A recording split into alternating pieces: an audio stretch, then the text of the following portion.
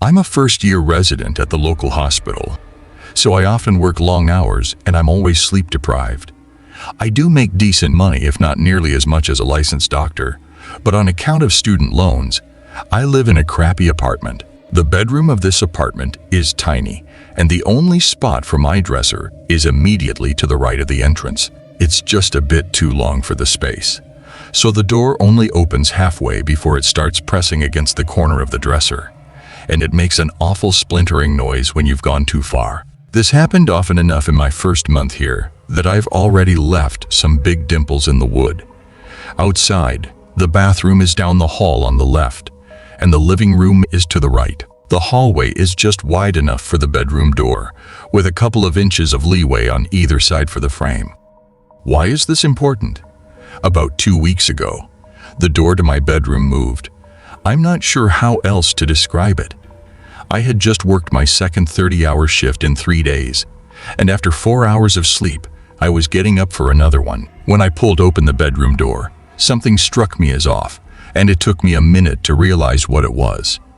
The door had opened completely. I looked to see what had happened, discovering that while my dresser was still flush against both walls, there was an extra inch of space between the dresser and the door. I shrugged, chalked it up to some fluke in the apartment walls, and proceeded down the hall to shower before heading into work. When I got home 30 hours later, exhausted and desperate for sleep, the door was pushing against the dresser, as always. Nothing unusual happened for a couple of days, but on Thursday morning I was going out for another long shift when the door opened even wider. It looked like the doorway had shifted even farther left, far enough that I could see a half-inch of the hallway wall sticking out beyond the door frame. It was as though the contractor had miscalculated when he built the place, slightly displacing the doorway from the hall an inch more, and I'd have been able to see insulation and wiring. I stared at that sliver of drywall for a few minutes, dumbfounded, while my mind tried to come up with some rational explanations. The building was old and settling, and this was just the result of natural wall tensions easing. This disjunction had been there this whole time, and I had been too busy or too tired to notice. I'd slept through an earthquake, during which my room got displaced a couple of inches from the hall. All of the explanations seemed plausible. With work coming up in half an hour, I really just wanted to get some coffee and get out of there, so I decided to call the super after I got off. However, when I got home the next morning, the door was back to normal, and I was tired enough to not even care. Everything was ordinary the next day too. On Saturday, I was headed to the hospital again when I found that, although my door only opened halfway, grinding against the dresser as usual, the hallway itself had shifted a good foot. The entire wall, and then some, was clearly visible. To the left of the wall, where I should have been looking into my bathroom, there was this black, inch-wide gap. The light from my room only went a couple of inches into that shadowy space, but I could see a floor that looked to be made of concrete, smooth, featureless, and gray. This musty smell emanated from inside, like from an old, dry basement or maybe an attic that had been left untouched for too long. My first instinct was to just close the door. Clearly, this was a hallucination brought on by working too many hours with too little sleep. But the doorknob clattered against solid drywall. My door wouldn't close. Confused and more than a little disturbed, I initially thought to just leave, get the hell out of there, and worry about the details later. The need for a rational explanation, however, coupled with a morbid sense of curiosity, kept me from bolting out the front door. I called out of work for the first time in almost a year, saying that a pipe had burst in my apartment and that I needed to let the repairman in to fix it. Next, I called the super and asked him to come by. Then, while waiting for him to arrive, I shined a flashlight into that sliver of space. There wasn't much to see. The area ended at a cinder block wall, roughly where my hallway turned, and although I was blocked from seeing how far the room extended to the left, I got the impression that it was big, maybe bigger than my entire apartment. Even if I was wrong, though, the fact remained that there was a strange space where my bathroom was clearly supposed to be.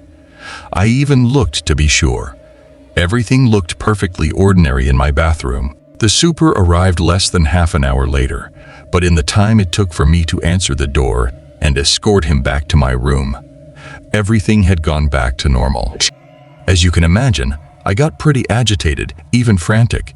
However, when the super saw how upset I was, he actually asked me outright whether or not the walls seemed to be moving on their own. While I gaped at him, he explained that the previous tenant, a young woman who had also worked at the hospital, had complained to him about something similar. She had claimed that the walls sometimes extended an inch or more past the frame of the doorway, but whenever he came to investigate, nothing was out of the ordinary. The young woman eventually became hysterical, on the verge of moving out, but at his suggestion she took a leave of absence from the hospital instead. After that, there were no more complaints. She stayed until her lease was up and then left without incident. The super gave me a sympathetic look after he told me this story and asked whether I had been working particularly long hours recently, or perhaps also felt trapped by my work schedule. I mean, what could I say to that? I agreed with him, informed him that I would be taking a break from work as well, and apologized for wasting his time. The super was cool about it, since I guess he had experience with this sort of thing, and even said that he was glad to help and that the hospitals work us residents too hard. After he left, I called work to let them know I'd be out tomorrow as well, and then decided to turn in early to make up for lost sleep. It was nearly midnight when I awoke. I'd been dreaming about something. I don't remember what it was, but it must have been a nightmare, because I woke up with this sense of utter dread washing over me. It was like when you're alone in the early hours of the morning, silence hanging over your room like a sheet, and out of nowhere you get the feeling that someone is in the room with you, standing behind you, watching you. That was the feeling I had upon waking up in the stillness of my bedroom at midnight. And then I heard the scratching. It was faint at first, so faint that I thought I was imagining it, but gradually grew in volume until it was clearly audible from across the room. Something was scratching at my bedroom door. That in itself shouldn't have been so alarming. I'd had mouse troubles at the apartment before. I'd even heard them scratching at the walls at odd hours of the night.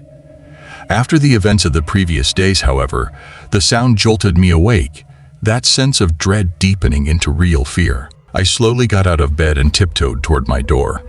Up close, the sound was unmistakable. The scratching was coming from the bottom of the other side. Well, mouse or not, I reached over, and quietly as I could, locked the door. Then I grabbed the flashlight from the top drawer of my dresser, got onto my hands and knees, and shined it through the half-inch space underneath the door. The scratching stopped almost immediately.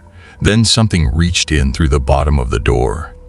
I was so startled that, for a moment, I didn't even realize what it was, and then it felt like someone had punched me in the gut. 3 fingertips curled against the bottom of my door frame, wriggling slightly, as though trying to push the door open. The fingers were gray and skeletally thin, stained the rusty brown any medical student could tell you was dried blood. Their nails were long and ragged, clearly broken numerous times, with the splitting and pitting characteristic of malnutrition. And then I heard something else coming from just outside, carrying on that musty, dry basement smell. "Help me." The voice was so soft as to be barely audible, but it was clearly a woman, and I could hear panic running through it, and quiet sobs underneath the words. And then I could hear something else, a sound like soft footsteps approaching from somewhere far away.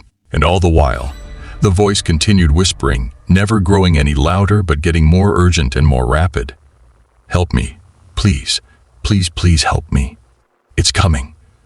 Please help me, please help me, please. It's coming, please. Please, please, please." Then the fingers vanished, as though whomever they belonged to had been violently jerked away. I could hear the sound of something being dragged along the ground, something scraping frantically against the concrete, but that noise quickly faded into the distance. And then I heard the soft sound of footsteps approaching again. It stopped outside my door, and for a while there was only silence. Then, as I watched the trembling light of my flashlight, the lock slowly began to turn. Somehow, it was being unlocked from the other side. I jumped up and slammed my shoulder against the door, dropping the flashlight in my haste, and scrambled to lock the door again. Something resisted my frenzied attempts to turn that little dial, and my fingers were so sweaty that they kept slipping off. Before I finished turning the lock, the knob twisted in my grip, and whatever was back there hit the door hard enough that the whole thing shuddered. Raw terror flooded my system, and I pushed back as hard as I could. My body leaned almost parallel to the ground, even as I continued fumbling with the lock. Whatever it was hit the door again, harder this time, such that it actually opened for a split second. I was almost sobbing at this point, but my bare feet found purchase on the linoleum floor, and I shoved back with all my strength, somehow slamming the door back closed. At the same time, my fingers were finally able to wrap themselves around the lock and turn it. Using the time that bought me, I ran to my dresser and dragged it in front of the door, then sat down with my back against it. The pounding continued even more strongly than before, but with my dresser in the way, the door stayed closed. After a few minutes, it simply stopped, and there was another minute or two of silence before the soft sound of footsteps finally moved away. Still, I continued sitting in front of the dresser, my back braced against it, too terrified to even think of opening the door or heading back to bed. The only window in my bedroom was too small to climb through, and I'd left my phone on the kitchen counter. There was nothing to do but sit and wait, which I did until the grayish light coming through my window announced the arrival of morning. It took me a while to finally muster the courage to push the dresser aside, and even then, I just stood there for a few minutes, staring at the doorknob.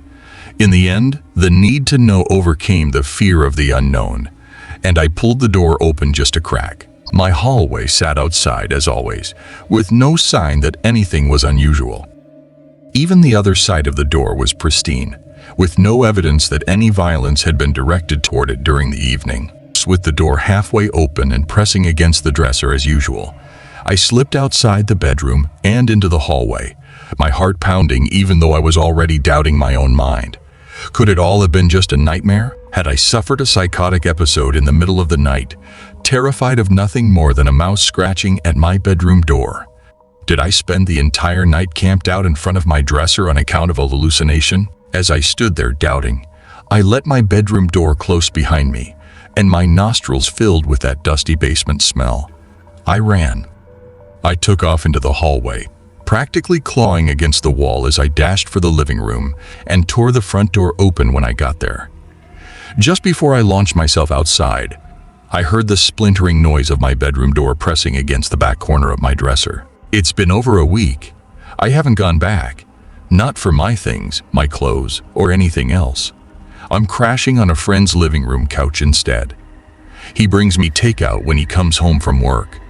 I extended my leave of absence from the hospital, citing a death in the family. I tried finding the woman who used to live in my apartment, the previous tenant who had also complained about the moving walls, but her address forwarding had long since expired. Searching for her by name turned up no results. Not on any social networking site, search engine, or people finder. The super didn't know any of her friends or family. I even checked the FBI's missing persons page, with no luck. I hope she's out there somewhere, merely beyond my ability to find her, but I have nightmares every night. Ones in which those emaciated fingers and soft, pleading voice reach out to me from a dark, endless space. Still, I insist that every door in the apartment stays open, because the last time I opened the front door, there was a tiny cross-section of wall exposed, as though the doorway had been displaced a half inch from its usual spot.